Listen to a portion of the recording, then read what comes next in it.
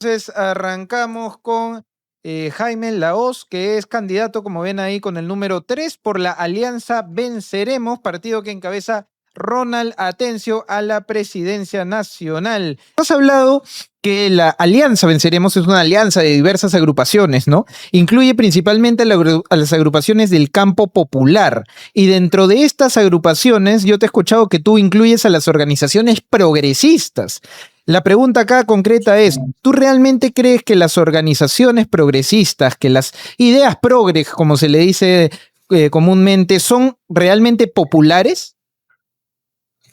Sí, en algún sentido de nada corrientes, ¿no? Pero lo que vamos es la necesidad que nosotros tenemos de ampliar derechos, ¿no? O sea, el mundo, el país, la sociedad como conjunto siempre tiene que avanzar a ampliar los derechos porque lo necesitamos, ¿no? Las sociedades que más desarrollo tienen en las sociedades que mejor están establecidas dentro del modelo de planeta que tenemos son las sociedades que han avanzado con derechos. Y ahí el movimiento progresista juega bastante con la ampliación de derechos de educación, con la ampliación de derechos de la mujer en este caso y con la ampliación de derechos en la minoría, porque pareciera que le estamos hablando de una cosa pues lejana cuando existe, ¿no? Entonces, la política no ideológicamente solo sostenerse con lo que creemos. Se tiene que sostener con la realidad, lo que creemos tiene que trasladarse a la realidad. Hay problemas de violencia contra la mujer, existen, o sea, en lo que va del año solo tenemos 10 niñas, esto no solo tenemos, sino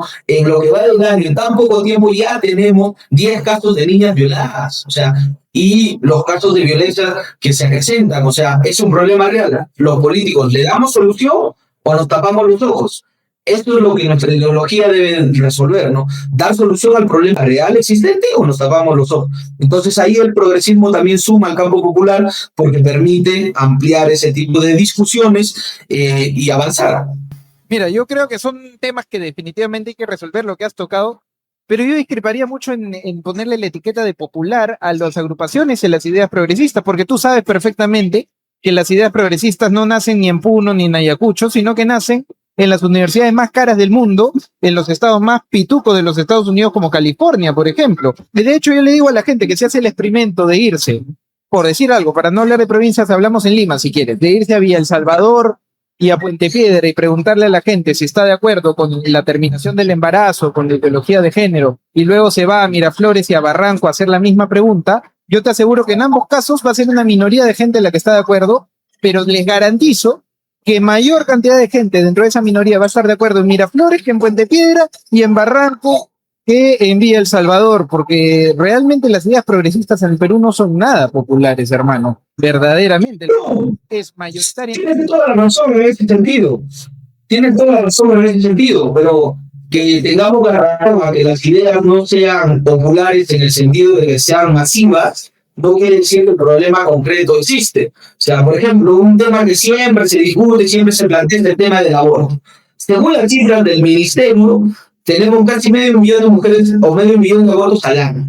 ¿Qué hacemos con ese problema? ¿Nos tapamos los ojos o porque, digamos, no, la idea del aborto no es popular, no le damos una solución? Tenemos medio millón al año, o sea, no estamos hablando de números pequeños, de cosas informales. Entonces, la política pública, la gestión pública, tiene que dar solución a los problemas que existen en la realidad, no existen en nuestras ideas. Nuestras ideas nos tienen que permitir dar soluciones.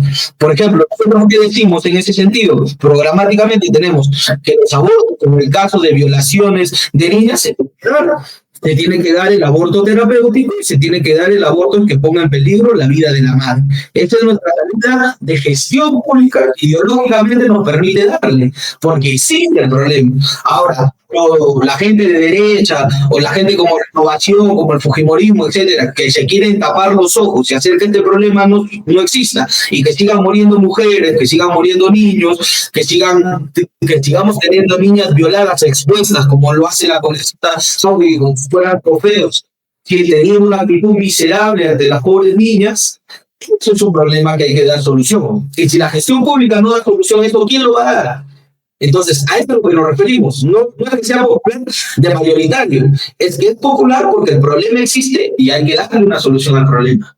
Yo no lo llamaría pues ideas populares, sino ideas elitistas más bien. Y cabe señalar que el aborto terapéutico está estipulado en el marco legislativo peruano y en realidad en el marco legislativo de la mayoría de países del mundo, pero no se define por las Sí, lo que pasa es que circunstancias no del se aplica, embarazo, sino porque por el tenemos un riesgo tema de vida de... de la madre, ¿no? Cuando hay riesgo de vida determinado médicamente, no ideológicamente, el aborto Claro, terapéutico tiene plena salida, no hay nada que modificar ahí. Pero quisiera sí, ir sobre otros temas yo lo importantes voy porque tú los llevando has tocado y adelante, están en el hay que plan de llevarlo Venceremos, adelante. que es Los el tema de los médicos muchas veces impuestos, no lo reforma llevan adelante, tributaria. por eso hay que perfeccionar esa ley.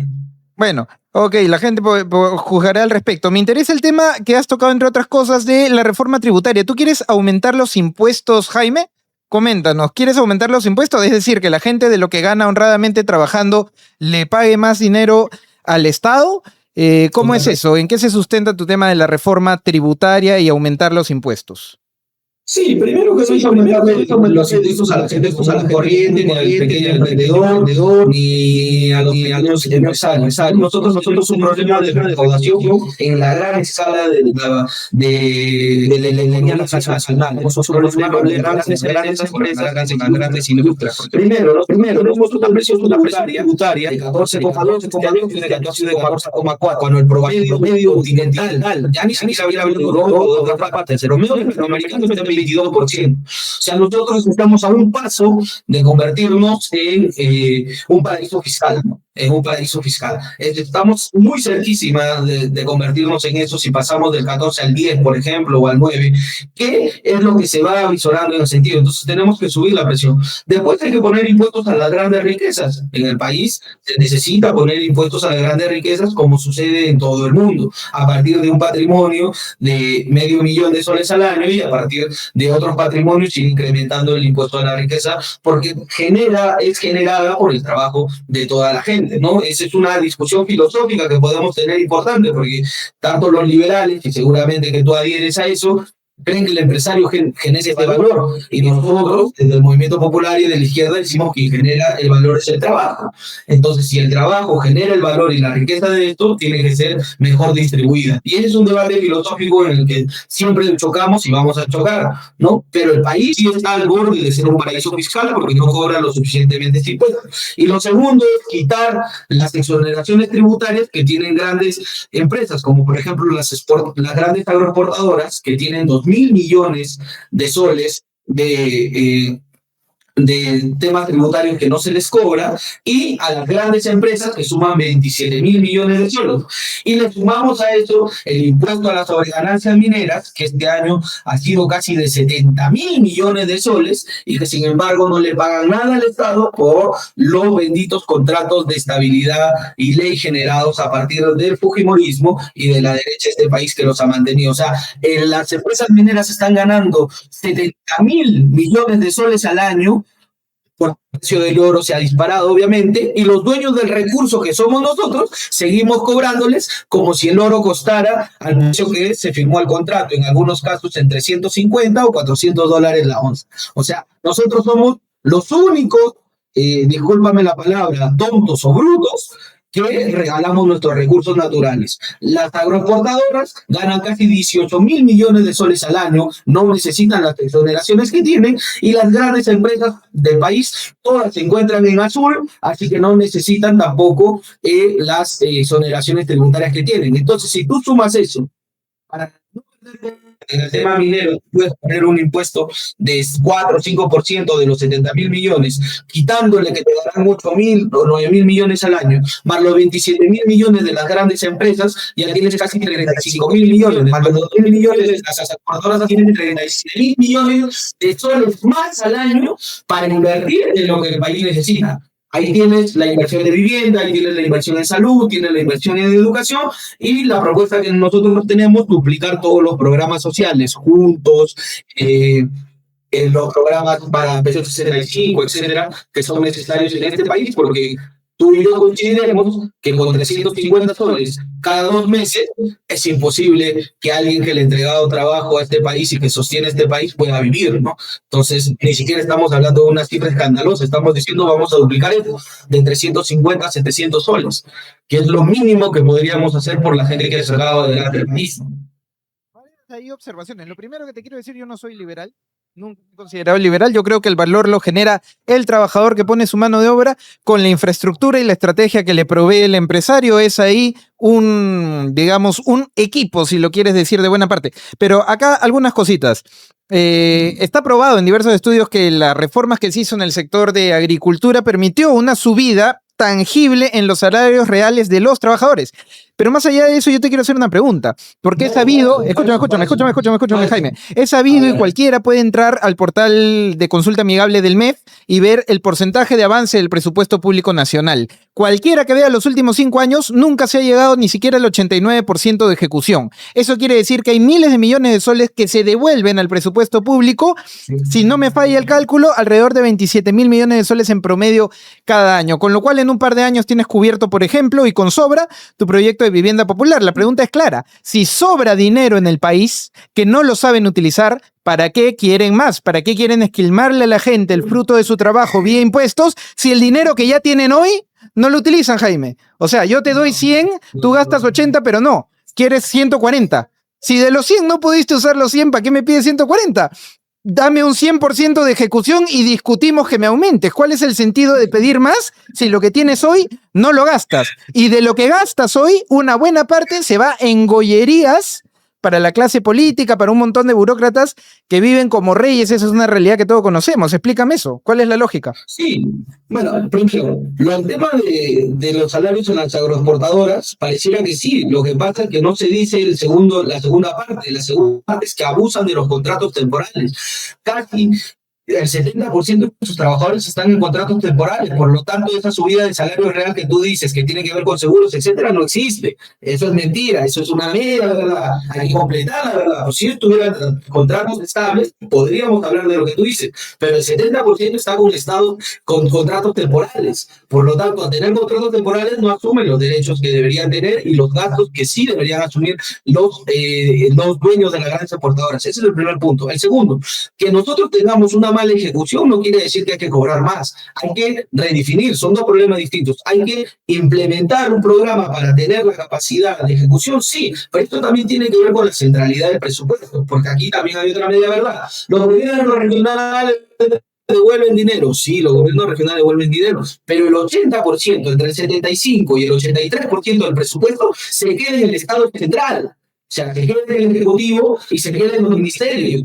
¿Ya? Y ellos son los que no tienen la capacidad de redistribuir en esto. Nosotros tenemos una cartera de proyectos, en lo que se llama la proyección multianual, ya que superan todos los ámbitos, creo que superan en 3 veces el PBI nacional, creo que es más o menos de 600.000 millones lo que tenemos en cartera de proyectos. No es que no haya dónde gastar, existe dónde gastar, lo que hace falta es una planificación, lo que hace falta ahí en el MEP es una estructura de planificación bastante importante y planificadores, que el país sufre de planificadores. Esto sí es importante decirlo, el país sufre de gente de planificación y de gente de que puede hacer.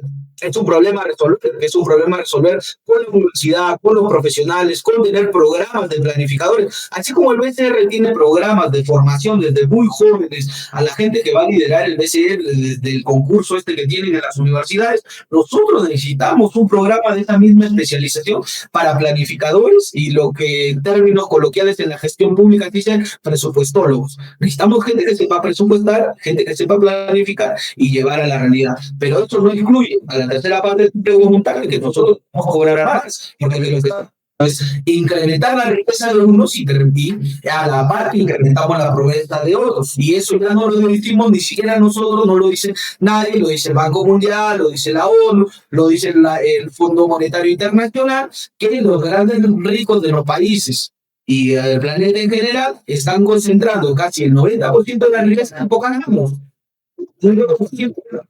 Considerada que ahora pues yo sé que debe incluir es lo que tenemos para llegar pues como tú decías no tenemos un dividendo el plan de vivienda no está presupuestado porque no existe si cobramos más y directamente lo pasamos a la plan de vivienda vamos a tener la vivienda que necesitamos si cobramos más y lo pasamos a la reforma agraria la segunda reforma agraria que nosotros tenemos que es básicamente tecnificar el campo, que es necesario y urgente tecnificar el campo, lo podemos hacer. o iniciar el proceso de industrialización, porque como todo Estado que quiere industrializarse, tiene que poner sobre la base de esa industrialización los recursos. O sea, ¿cómo traemos empresas, por ejemplo, de ensamblaje? Para eso tenemos que generar las condiciones. Y todo eso he estudiado en los procesos ahora que se llama nearshoring o los procesos de traslado de empresas de China hacia lugares más cercanos a los mercados. México está muy avanzadísimo en eso, por ejemplo, donde como el Estado tiene que poner recursos y tiene que generar los cimientos necesarios para que las empresas industriales puedan venir, ¿no? Jaime,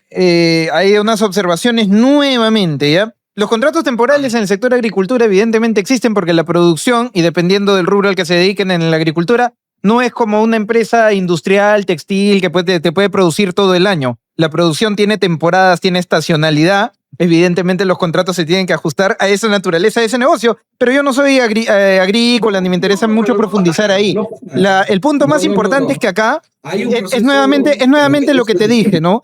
Pides más impuestos para recaudar más plata, aunque en realidad está probado que si tú bajas la presión fiscal se amplía la base tributaria, pero esa es otra discusión.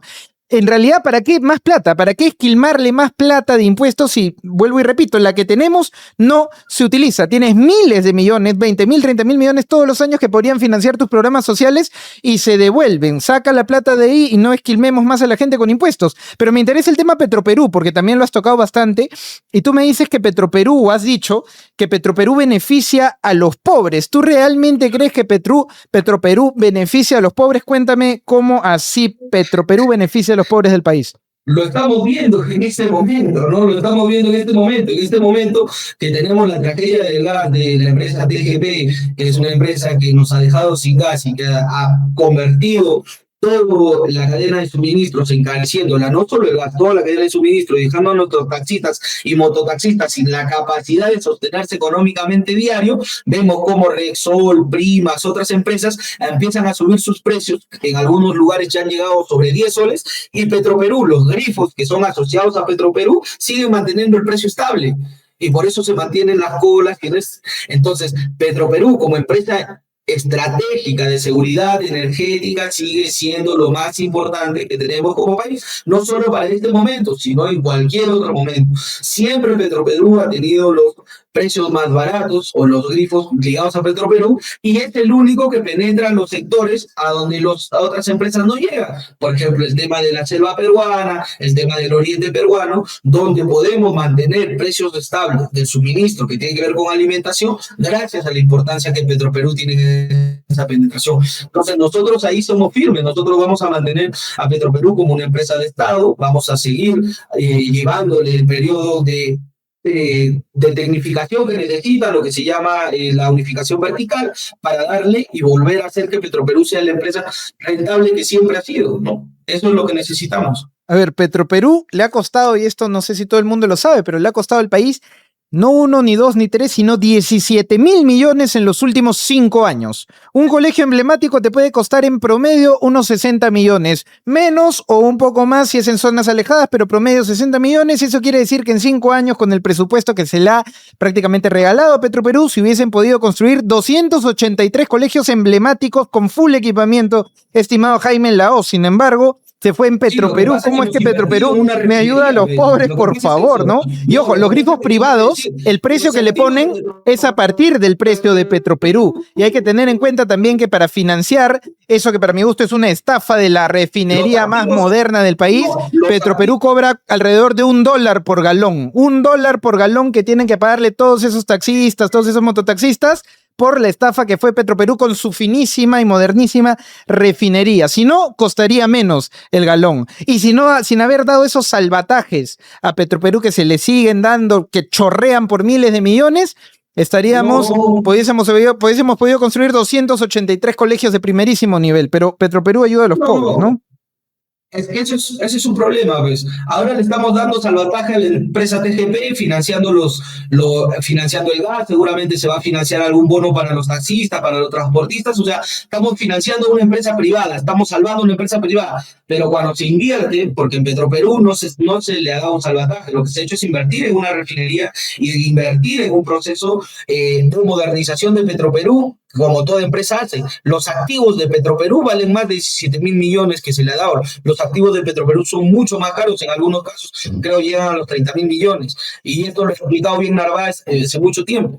Y la refinería, produciendo a su máximo nivel 95.000 barriles diarios de petróleo, puede generar 480 millones de ganancias, millones, cuando su precio a pagar de los saldos que tiene y préstamos con el Estado, porque no es que le hemos regalado, Petroperú asume esas consecuencias con el Estado, ya el Estado también le debe IGB a Petroperú en más de 1.000 millones de 800, la devolución de IGB por el tema del Oriente, o sea, son muchos temas que no se pueden simplificar, pero Petroperú funcionando al 100%, que son 480 millones de ganancias al año, y su pago establecido son de 350 millones. O sea, tendríamos una empresa estable y una empresa en azul. Lo que pasa es que aquí lo que nosotros denunciamos siempre es por qué Petroperú y por qué la refinería. De los trabajadores de Petroperú, que tú dices que los trabajadores no hay que verlos como un problema y que más bien los trabajadores de Petroperú, al ver pues estos números en rojo de la empresa y que necesita todo el tiempo plata del Estado, se sentirían pues ellos tristes, compungidos. ¿Tú crees que no hay ningún problema con los trabajadores de Petroperú y que a ellos realmente les duele ver la situación de la empresa? Sí, claro, esto también es ideológico, ¿no? El tema de la alineación, ¿no? Los trabajadores no se pueden alienar de donde generan recursos o trabajo, las instituciones pues, son parte de ellos. Las instituciones no son solo estructuras, ¿no? Las instituciones son la gente que trabaja, los trabajadores. Perú no quiere venir a Perú, Perú tiene la tiene, pero quienes necesita ser bastidor, ¿no? Entre ellas, y los recursos, Perú va a funcionar cabalmente los elementos necesarios para un tipo de motivación, ¿no? Pero en este punto sí hay que quitar, ¿no? Hay que quitar cualquier cosa que eleve los costos que tiene la empresa, ¿no? Y eso tiene que ver pues, con algunos beneficios de los trabajadores, algún sistema de contrato, reducir presupuestos en salario, ¿no? Lo que les importa aquí es la vivienda del futuro. Perú es una empresa estratégica para el país y debe seguir siéndolo en todo momento. Eso no debe ser una discusión.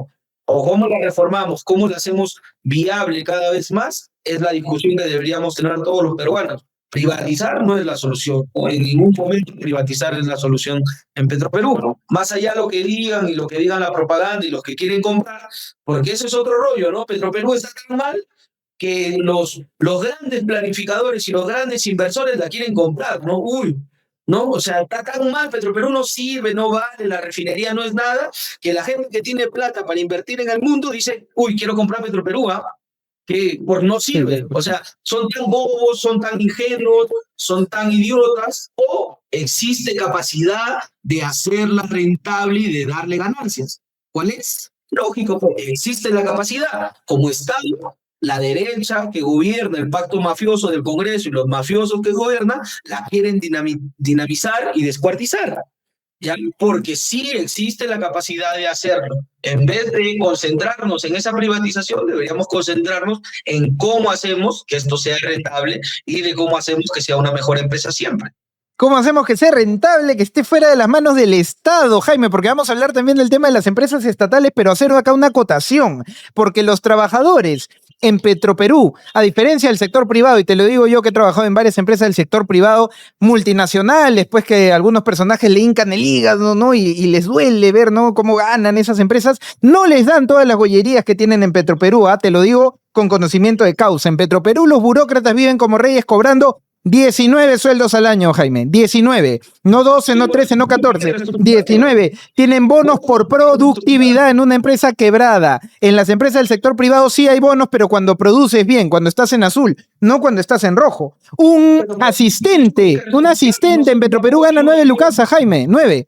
En el sector privado están ganando 2, 3 con suerte, no ganan 9 lucas. Yo la verdad dudo mucho que un trabajador, un asistente, al ver su cuenta bancaria con 9.000 soles diga, ay, qué triste me siento, Petroperú está mal. De hecho, que se frota las manos, hermano, y ni te digo los jefes y los gerentes que ganan tremendos sueldazazazos por 19 veces al año. Yo dudo mucho que estén tristes, la verdad.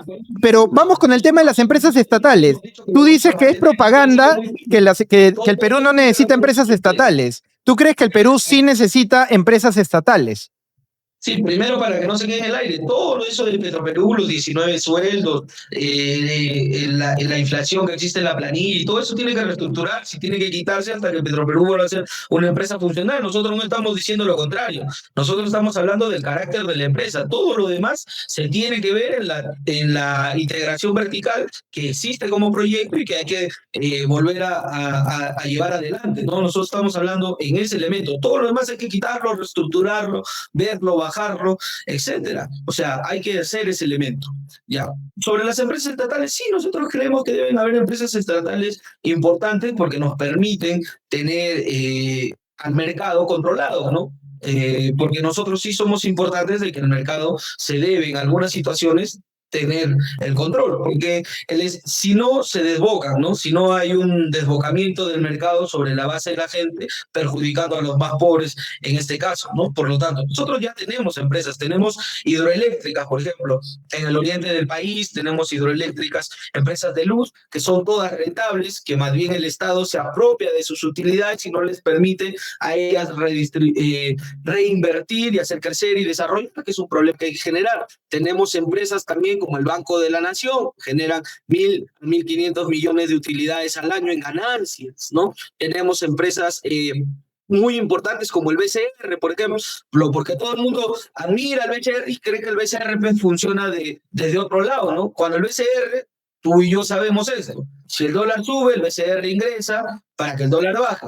Si el dólar está bajando mucho, el BCR ingresa para que el dólar se estabilice. ¿Qué genera esto? Que no perdamos competitividad en exportaciones, en importaciones, los productos no suban, todo eso. ¿Y quién lo financia todo eso? ¿De quiénes son las reservas que el BCR mueve para cada esto? ¿De quién es? ¿De un privado solamente? ¿De quién es? Es de todos los peruanos. Entonces necesitamos regular. ¿Cómo regulamos el mercado de dólares? Así como te digo, ¿cómo regula el mercado de dólares el BCR? Poniendo plata de todos los peruanos en el mercado de dólares para que no suframos y no sufran los más pobres, ¿no?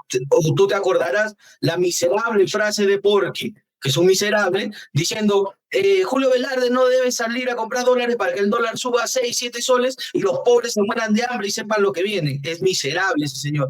Eso es lo que pasa. ¿Qué son esos? Empresas públicas, bancos públicos, funcionamiento público que nos permiten que el mercado no agreda a los más pobres y tener un camino de desarrollo natural. Y necesitamos empresas, sí, creemos que necesitamos empresas importantes como la seguridad energética con Petroperú, necesitamos fortalecer Sedapal, el agua no puede ser privatizado en ningún sentido y en ningún concepto. Y necesitamos volver a tener, creo que, mayor posicionamiento en las empresas energéticas y de distribución de energía, gas, etcétera. Creo que eso es importantísimo, que además funciona todo el mundo, ¿no?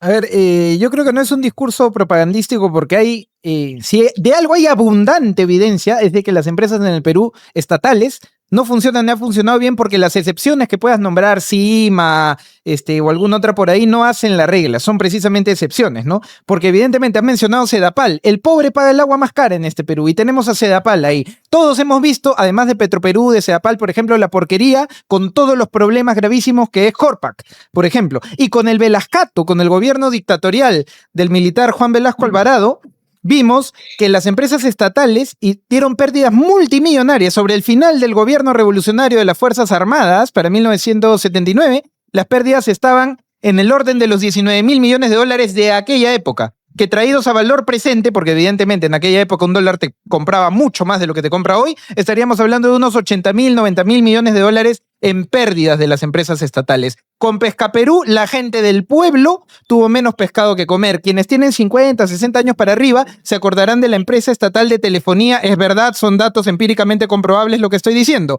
Se acordarán los mayores que para darte un teléfono se demoraban años, no horas como es hoy día. Años, hermano, años. Ese es el nivel de servicios, la calidad de servicios que quiere Venceremos que la gente vuelva a padecer. Mira, yo te explico, parece que lo que tú dices es una evidencia muy concreta, ¿no? Lo es. Factible, lo puedes ver. Pero hay que ver qué existía y qué pasaba en el país, qué pasaba en el continente y qué pasaba en el mundo. El mundo ingresaba en un proceso de dictaduras que lo que hicieron es establecer el neoliberalismo a la fuerza. para establecer el neoliberalismo a la fuerza y para que la gente crea el discurso que tú estás repitiendo en este momento, ¿qué había que hacer? Evidencia. Dejar que las empresas funcionen mal. Y hay mala gente, como por ejemplo el padre de Roque Benavides, que era funcionario de minas, ya hizo quebrar, tanto que después él se pudo comprar una mina. Que había habido gente miserable en el país de las empresas estatales. Así ha habido un montón de gerentes de empresas estatales que después han podido ser activistas y comprar las empresas estatales para hacerlas funcionar. ¿Por qué? Porque el mundo vivía un momento, y Latinoamérica en general, de dictaduras aupadas y llevadas adelante por Estados Unidos, porque de eso hay libros por millones. Ojalá que ahora no me digas, no, Estados Unidos no fue ninguna dictadura, no financió ninguna dictadura. Eso hay libros por montones, evidencia por montones, hasta los propios documentos de la CIA desclasificados que existen y lo pueden revisar. Entonces existía para implementar el neoliberalismo en el continente latinoamericano. ¿Qué se necesitaba? Una dictadura para que no hayan derechos y la gente no puede reclamar, y mal funcionamiento de los establecimientos públicos. Eso es historia política y eso es lo que no se quiere contar aquí. Y eso es lo que debemos estudiar. Sí, existe el proceso que tú dices, había malas empresas, se demoraban en entregarte, se demoraban esto, sí, pero porque era un plan para arrebatar los recursos y las empresas naturales de los países para tener a los países pobres. Hoy día nosotros somos un país pobre o un país rico con el proceso neoliberal y de privatización. Somos un país pobre. ¿Tenemos injerencia en la política del continente? No. ¿Tenemos injerencia en la política mundial? No. ¿Tenemos algún tipo de injerencia, llevar adelante alguna práctica? No. Somos un país ni siquiera de la periferia, somos un país tercermundista, con 50% de anemia. Somos un país con 11 millones de pobres, somos un país que pierde 1 millón de empleos por año, como en el 2024 y el 2025. Entonces, ¿qué nos ha traído la privatización? ¿Qué nos ha traído? ¿Buenos resultados? No. Entonces, ese es un mito, y el mito es historia política que hay que recuperar y hay que estudiar. Ahora, nosotros no estamos hablando de que nacionalizar cosas o hay que generar. Nosotros hablamos que hay empresas estratégicas que sí deben tener en mano del Estado. No el 100%, quizás el 51%, quizás el 60%, quizás el 70%, quizás el 100%. Hay una discusión nacional que dar. Ejemplo, en el tema energético, nosotros creemos que no puede existir en el tema de la seguridad energética el regalo privado. Lo que puede pasar con nosotros en el tema de energía. Lo mismo con el tema del agua.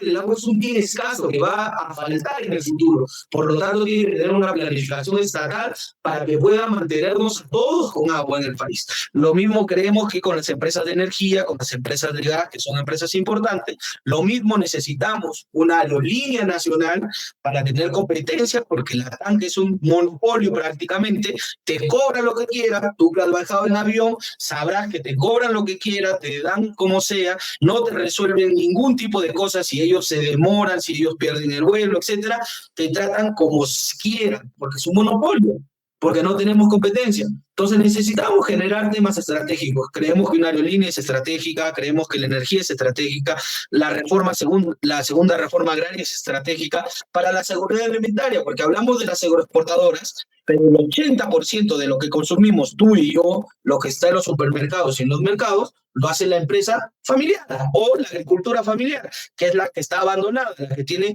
casi 95.000 millones de déficit en riego, por ejemplo, en canales de riego, la que tiene casi 100.000 millones en déficit de tecnología, la que no tiene inversión y sin embargo le estamos regalando 2.000 millones a la exportadora que no lo necesita. Entonces, esos temas estratégicos son los que nosotros venimos a discutirle al país y decirle, esto nos hace falta, esto somos. ¿Cómo ingresamos al comercio global? ¿Cómo el Perú se inserta al comercio global? ¿Por suerte o por planificación?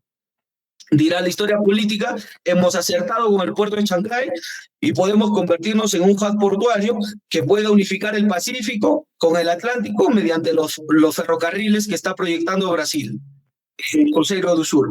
Por suerte, no sé si lo hemos atinado o no.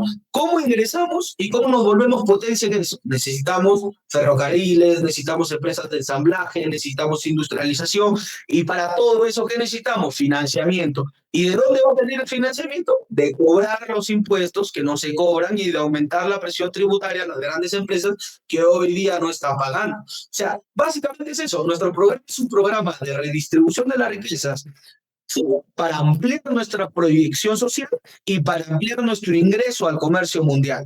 No vamos a ingresar como grandes empresarios, porque no tenemos ni empresas de carros, ni telefonía, ni nada. No vamos a ingresar como grandes empresas tecnológicas porque no las tenemos, pero podemos ingresar como hub comercial, teniendo los puertos, los ferrocarriles y las carreteras que necesitan para conectar el Atlántico con el Pacífico, para tener el mercado brasileño, que es un mercado de casi 300 millones de personas, mucho más cerca de nosotros, que nos permita vender, generar más recursos.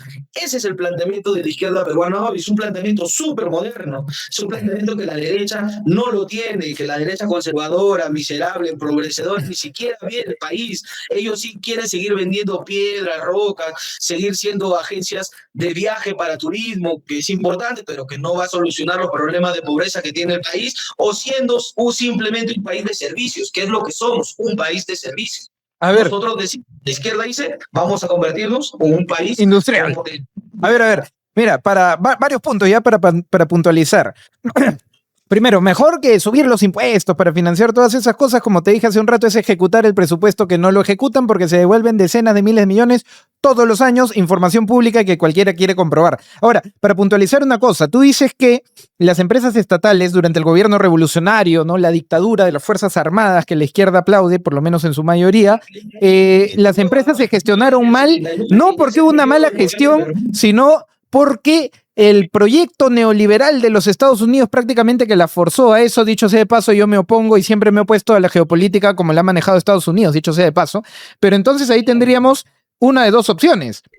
O efectivamente las empresas estatales se administraron como una porquería y generaron 19.000 millones de dólares en pérdidas, o el gobierno revolucionario de las Fuerzas Armadas se plegó a la ideología neoliberal norteamericana, porque no habría ninguna otra opción, cosa que sería una novedad para escucharlo de alguien de izquierda.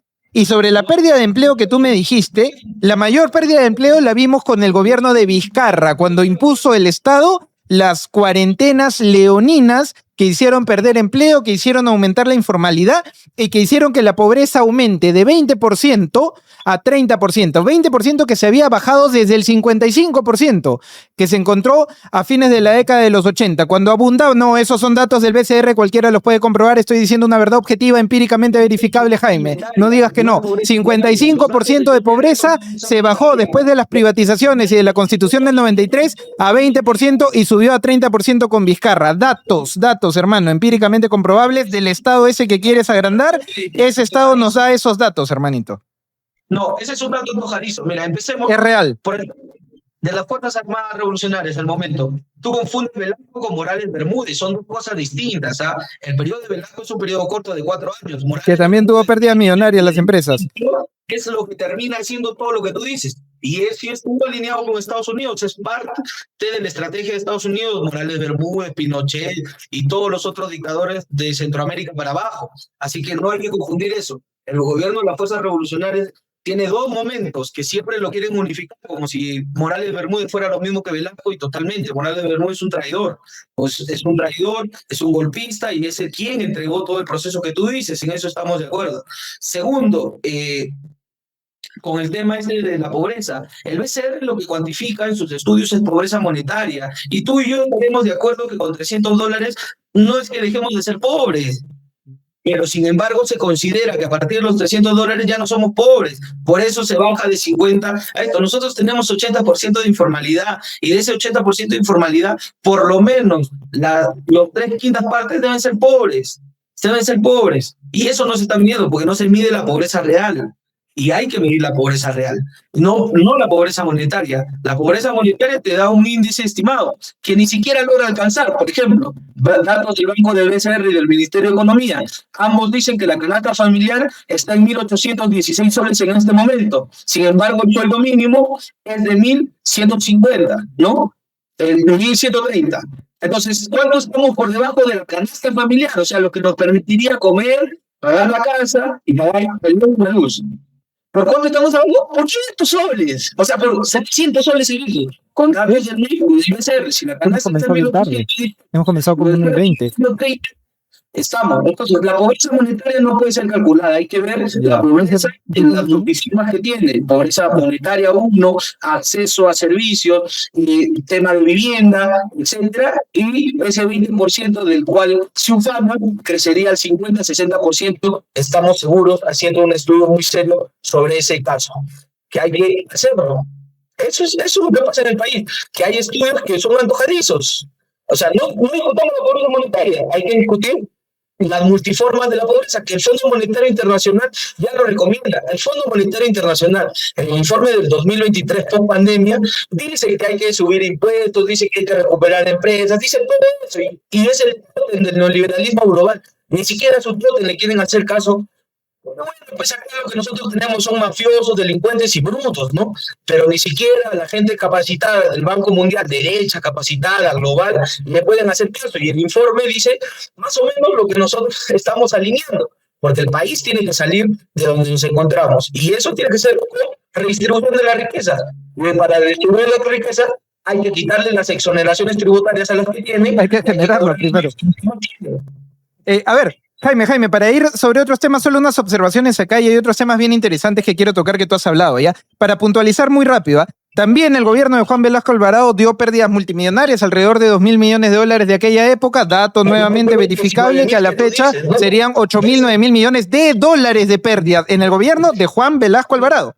Cierto, la pobreza monetaria es la que bajó 20%. Ya que me hablas de instituciones internacionales, me has hablado del FMI, yo te hablo de un estudio del PNUD, que la gente lo puede buscar, de las Naciones Unidas, que pone al Perú como ejemplo de la reducción de la pobreza multidimensional, no solo monetaria. Y claro que estamos mal, hay muchas cosas que mejorar. La cuestión es, antes estábamos mucho peor, Jaime. Hubo una mejora absolutamente innegable. Si hoy día estamos mal, antes estábamos horriblemente mal. Hay mucha gente que ha salido de la pobreza, hay mucha gente que ha mejorado, eso es una realidad. Falta sacar a otros de la pobreza, efectivamente, pero se ha mejorado y eso es absolutamente innegable, pero quiero ir con un tema, ¿ya? Quiero hacerte para cambiar un poquito de tema, porque tú has hablado siempre de temas variados. Te quiero hacer una pregunta para cambiar un poco la temática. Antes de que Donald Trump se meta a Venezuela, no vamos a discutir si estuvo bien o estuvo mal, eso ya es otra temática. Yo quiero saber qué opinas de lo siguiente. Antes de que Trump se meta a Venezuela, pongamos año 2024, 2025, ¿tú crees que Maduro merecía estar libre o merecía estar preso? Maduro merecía estar donde la población venezolana merece estar, ¿no? O sea, donde la población venezolana haya decidido donde esté. Nosotros tenemos ahí un tema muy concreto, ¿no? Nosotros libre. No creemos en las apuestas de todo tiempo, ¿no? No creemos en los discursos antojadizos que se salen de la historia.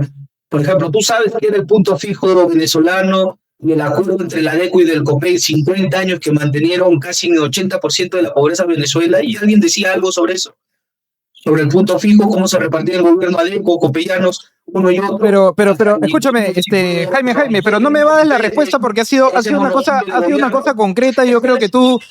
Historias de procesos, ¿no? Escúchame, no, de acuerdo, pero yo quiero saber algo porque tú eres una persona que no tiene temor por lo que he visto a responder concretamente y sustentar tus opiniones. Yo lo que te he preguntado es más allá de si el pueblo venezolano quería o no quería a Maduro. ¿Tú crees que él en el año 2024 merecía estar libre o merecía estar preso? Ahí la respuesta es concreta y es tu opinión, ¿no?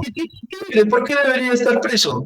Ya, ok, ¿crees que merecía estar libre? Ahora, yo te pregunto, volviendo al plano local, en el caso de la expresidente Dina Boluarte, que entró al poder por el Partido Perú Libre, recordemos, ¿tú crees que ella debería estar presa por los muertos en las protestas o debería estar libre Dina Boluarte? No va a estar presa, en el gobierno de Venceremos la vamos a meter presa. Cecilio, a ella y a Otárola y a los otros ministros que no renunciaron en ese proceso. Todos han sido cómplices de la matanza que ha sufrido el sur peruano y de la represión criminal que han sufrido los jóvenes en Lima y los manifestantes en Lima, ¿no? Todos ellos van a estar presos.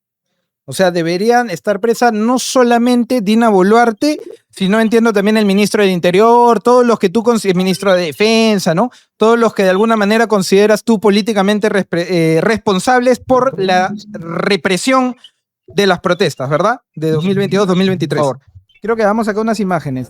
Esto se dio en el contexto de Venezuela. Entonces yo quiero que me explique, Jaime, cómo si es que Dina Boluarte debería estar presa por la represión en las protestas. Me acabas de decir hace breves minutos que Nicolás Maduro debería estar libre después que estas imágenes fueron mundialmente conocidas. Con una gran diferencia, que en el Perú, en Venezuela, esta gente se está enfrentando contra las tanquetas de mental de una tiranía, y yo te aseguro que si a la gente que está dentro de esa tanqueta tú le tiras 200 piedras no le pasa absolutamente nada. Mientras que acá en el Perú se le tiraron piedras a policías que se cubrían con un escudo de acrílico, que yo personalmente he visto cómo se revientan esos escudos de acrílico. Encuentro una contradicción gigantesca que tú digas que Maduro merecería estar libre después de haber visto eso, que lo vimos en todo el mundo, como una tanqueta atropella a civiles desarmados. Sin embargo, Dina Boluarte debería estar presa por la represión de las protestas. ¿Cómo cuadran esos dos discursos? Me parece totalmente contradictorio. Podemos retirar las imágenes cuando quieras. Ahí vemos esa imagen que se retira.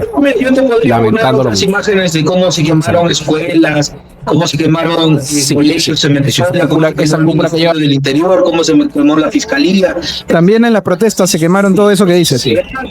Gravísimo, gravísimo. La que lleva los problemas derivados. Ahí vemos esa imagen que se retira. Económica y la diversificación que han ido superando en estos procesos, sino también por mano de los Estados Unidos. Esa cúpula que lleva los Estados Unidos ha tenido tanta injerencia en Venezuela, no solo políticamente hablando desde afuera externo, sino internamente. Esa cúpula que lleva arriba, mira. Entonces, es un proceso. Ahí vemos esa imagen. Hay que hacer procesos políticos. Lamentándolo mucho. Y desde la gestión pública, ¿no? Porque a nosotros nos va a corresponder esa cúpula que lleva de relaciones internacionales que hay que pedir. Primero, lo que demanda la Carta de la ONU y la Carta de todos los países, que es no se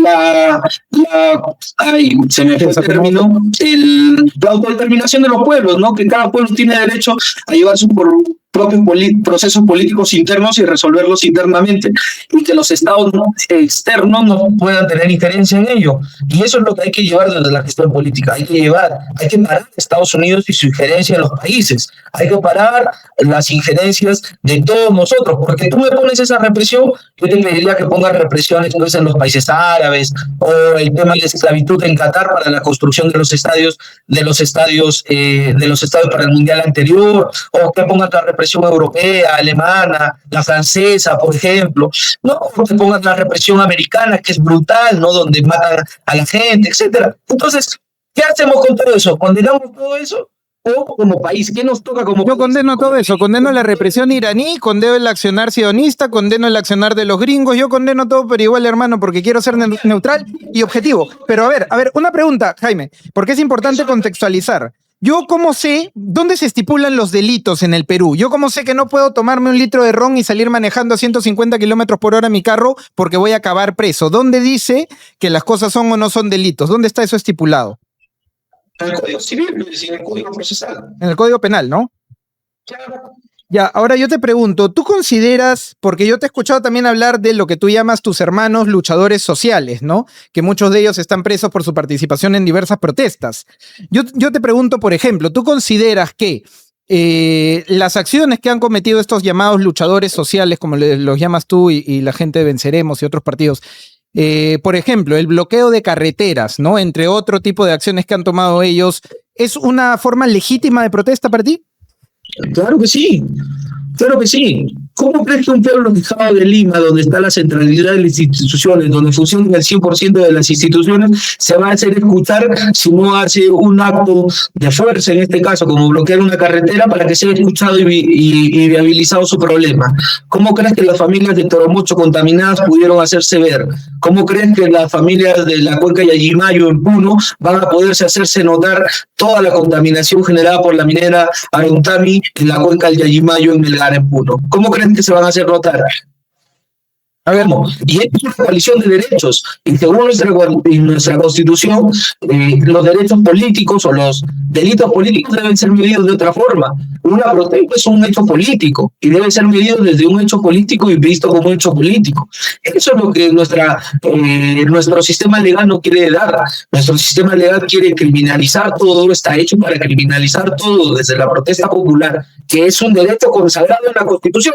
Por lo tanto, es un derecho de mayor rango, porque es constitucional, a los derechos generados en el Código Penal, ¿no? Tú y yo no somos abogados, pero sabemos algo, ¿no? Las normas tienen rango. No es lo mismo que nos pongan una ordenanza municipal, una ley, una libertad de expresión, que es un rango constitucional. Lo mismo, la derecho de la protesta, el rango constitucional, el bloqueo de las carreteras es una norma, puede ser una ordenanza regional o una ordenanza. Entonces, mi derecho superior es el que prevalece y el que debería estar protegido por las instituciones judiciales.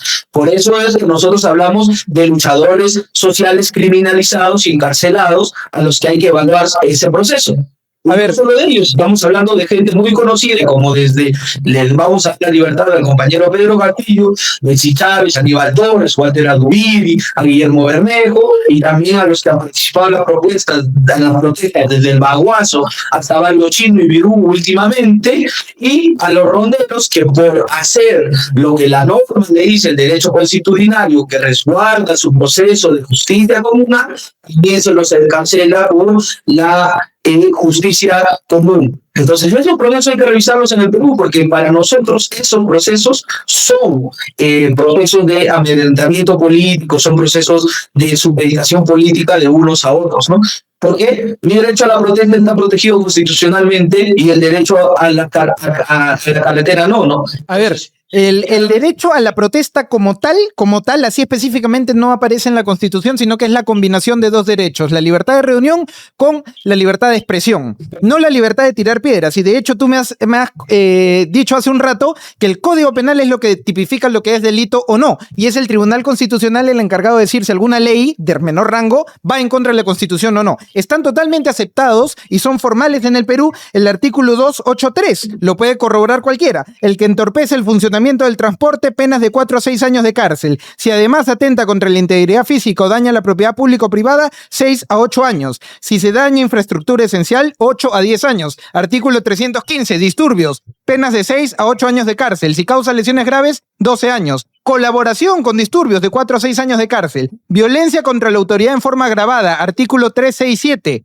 de 8 a 12 años cuando hay lesiones graves o cuando se atenta contra policías o militares. Todo lo que defiende Jaime son normas perfectamente constitucionales que están tipificadas por el Código Penal como delito, y no hay nadie, ni tú, ni yo, ni tus amigos luchadores sociales, ni Ronald Atencio, que estén por encima del Código Penal, así crean tener buenas razones. El hecho que tú creas defender la justicia no te exonera de cumplir con el Código Penal. Y si rompes la ley y cometes delitos, mereces ir a la cárcel, seas blanco, seas negro, seas cholo, vivas en Lima, en Puno o en donde sea, porque el Código Penal aplica a los 34 millones de peruanos, Jaime. Son delitos lo que tú defiendes. ¿Cuándo lo pusieron en el Código Penal? Tú tienes ahí a la mano. ¿Cuándo lo pusieron en el Código Penal? Está estipulado como ley, hermano. Eso no cambia el fondo del asunto.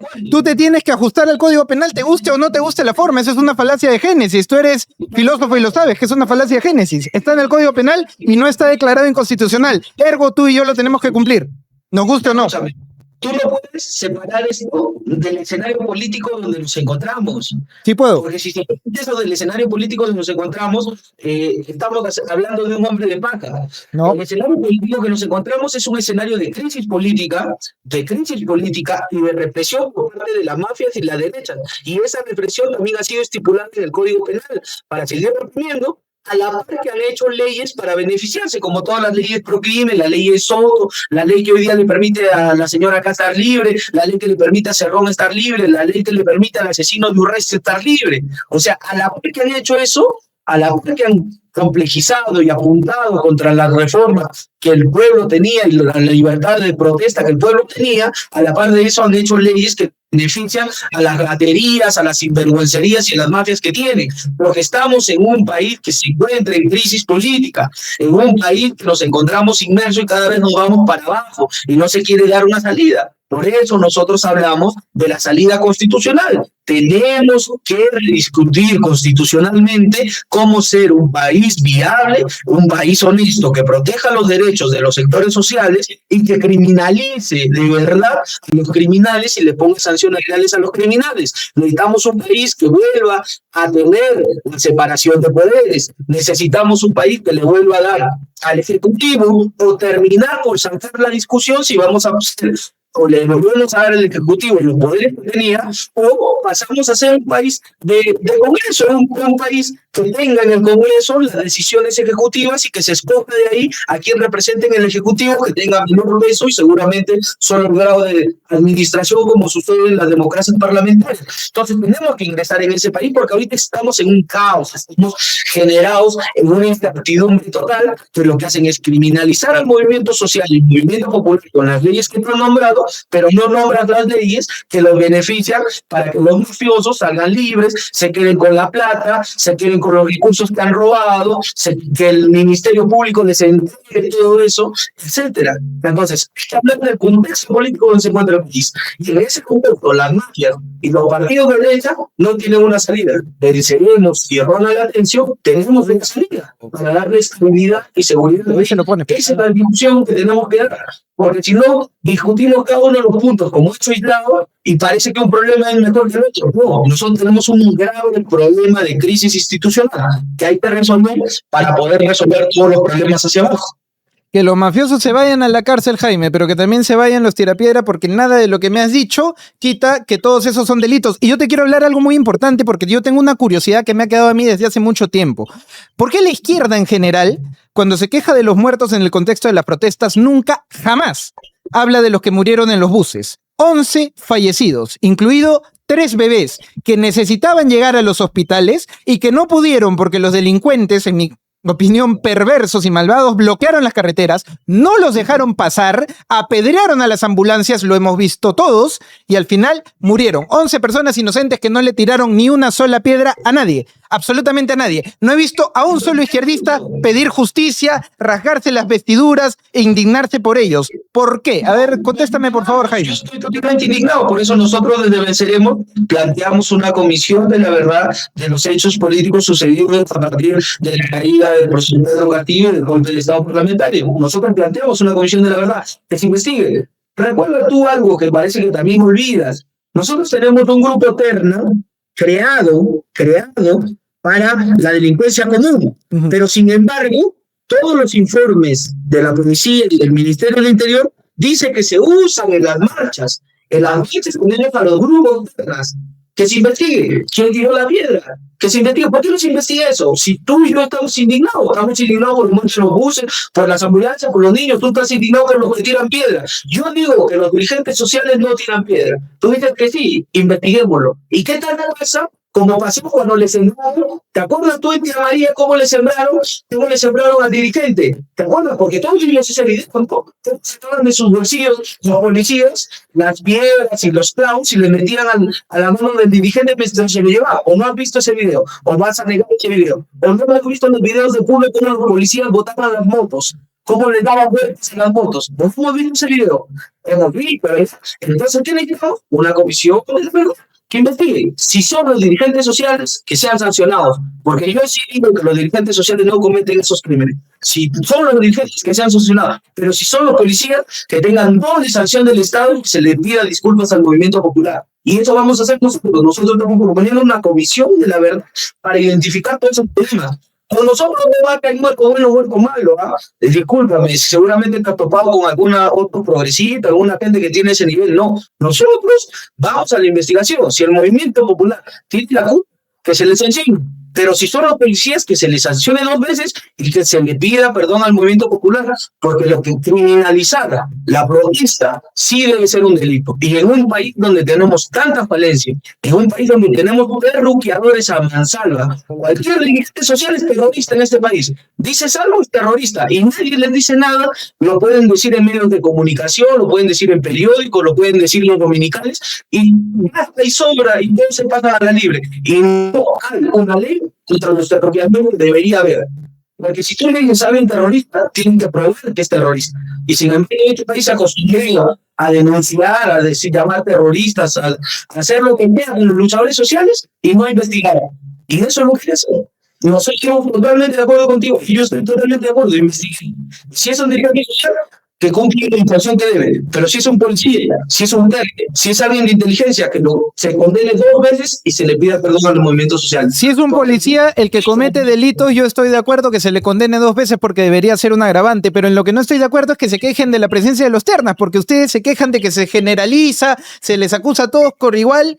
Pero ¿cómo precisamente puedes identificar a los vándalos infiltrando un terna que vea de cerca quién es? Pero no están de acuerdo con eso, curiosamente. Y tú me dices que estás muy indignado por los 11 fallecidos, incluidos 3 bebés, que repito, nunca le tiraron una piedra a nadie, pero yo nunca he visto a nadie de izquierda quejarse. Entonces, Pelado, ponte la página 79, por favor, porque quiero aprovechar para hacer un homenaje a aquellos fallecidos por los que la izquierda nunca se ha quejado, porque la gente ni sus nombres recuerda. Yo no he visto un solo video de la gente de izquierda pidiendo justicia, memoria, dignidad por estos fallecidos. En el informe número 190 de la Defensoría del Pueblo, titulado Crisis Política y Protesta Social, podemos ver en la página 79 estos nombres, señores, los nombres por los que la izquierda jamás se ha indignado. Maricel Chamana en Arequipa, un menor de edad de 17 en Virú, Efren Cruz en Cusco, Lucio Quispe en Cusco, Johnny Rosalino en Trujillo, Isabel Paucar en Cusco, otro menor de edad, me parece que era un bebito de 1 año que murió en Puno,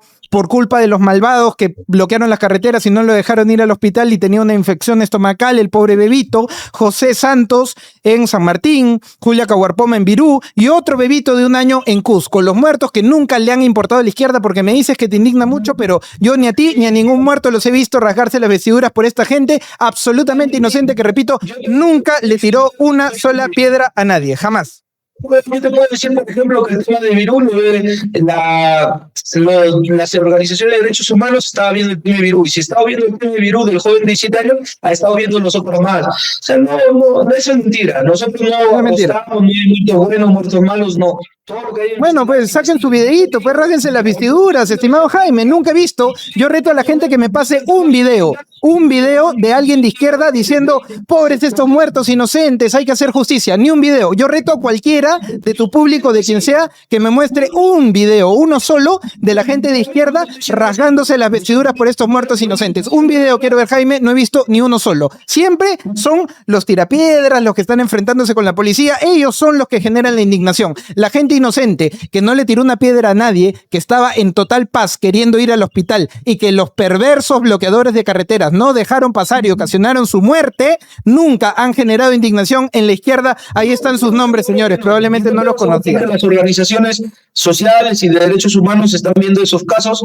Yo estaría totalmente seguro de eso. Hagan sus videos, pues, hagan sus videos, rásquense las vestiduras, hermano. Si tú dices que la izquierda no lleva adelante, solo la izquierda y solo Venceremos está proponiendo una comisión de la verdad para saber eso. Y a veces somos los únicos. ¿Estás escuchando a la derecha levantarnos, decirnos que nos va a ayudar justicia, algo? No. ¿Quién está pidiendo eso? Nosotros. Demuéstralo, hermano. Yo espero ver tus videitos indignándose por esta gente, porque solamente los he visto reclamar por tirapiedras. Bueno, pelado, sácate la foto y déjanos unas palabras finales, Jaime, porque ya vamos llegando al final del programa, así rapidito, por favor, y recuérdale a la gente tu número y tu partido para ver el que se haya convencido que pueda votar por ti. Sácame ese cuadrito, pelón, apenas puedas. Yo creo que te agradezco mucho por esta entrevista, por esta conversación. Creo que al país le hace falta más diálogo, le hace falta mucho más comunicación. También te pido disculpas, aunque no sea un problema mío, el tema de la conexión, el tema del Zoom. Por eso necesitamos universalizar el acceso al Internet, un acceso al Internet que tenga la capacidad de sostenerse. Yo estoy en Cusco ciudad, en provincia, estoy a 8 cuadras de la Plaza de Armas y no puede hacer que mi conexión de Internet no nos permita tener una conversación mucho más fluida, ¿no? Es un problema que el Estado debe resolver. Y al país entero le decimos, nosotros somos la Alianza Venceremos, nuestro candidato presidencial es un joven profesional, abogado, capacitado, que es Ronald Atencio, que va a llevar adelante las grandes reformas del país, y nuestras grandes propuestas está la segunda reforma agraria, el proceso de industrialización nacional, la creación del comando de élite para aniquilar el crimen organizado y llevar las reformas importantes que se requieren en temas de materia de justicia y policía, y iniciar el proceso constituyente en el país para iniciar un diálogo entre peruanos y poder rescatar al país y poder recuperar el Perú de las manos de estas mafias y de estos criminales que nos tienen en este momento en zozobra, tanto criminales de saco y corbata como son los congresistas en el Parlamento actual, como son los criminales y las mafias organizadas nacionales e internacionales que operan en nuestro territorio a mansalva y con complicidad de la policía, porque 4.000 policías al año salen de la institución policial, todos vinculados a organizaciones criminales. Esas son las propuestas grandes de Venceremos y de Movimiento Social, llevar a cabo la Comisión de la Verdad, llevar una comisión de indulto para los luchadores sociales y duplicar todos los temas sociales desde el programa Juntos, Pensión 65 y otros para darle y devolverle a los jóvenes del país DECA 18. Gracias, Jaime, gracias de verdad por la oportunidad del diálogo, la paciencia. Espero tu videíto quejándote por los 11 fallecidos, incluidos 3 bebés, por culpa de los manifestantes, para ver algo de coherencia en el discurso. Cárcel para los mafiosos y también para los tirapiedras, para cualquiera que rompa el código penal, no importa su color de pellejo ni su ciudad de procedencia. Muchas gracias, Jaime.